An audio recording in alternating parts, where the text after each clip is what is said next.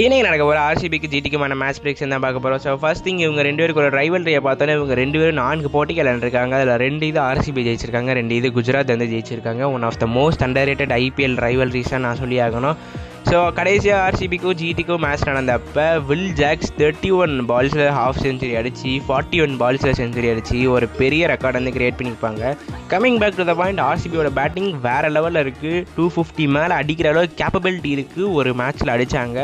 RCB almost disqualify ஆகிட்டாங்க. இதுக்கு மேலே பிரச்சனை இல்லை, பிளேயர்ஸ் பெர்ஃபார்ம் பண்ண என்ன பண்ணாட்டி என்ன. பட் எஸ்பெஷலி விராட் கோலி, சிராஜ் கண்டிப்பாக பெர்ஃபார்ம் பண்ணி ஆகணும். ஆர்சிபிக்கு இல்லைனா கூட இந்தியன் டீமுக்கு நீங்கள் T20 வேர்ல்டு கப் வர்றீங்க, அதனால் சத்தியமாக நல்லா பெர்ஃபார்ம் பண்ணி ஆகணும்.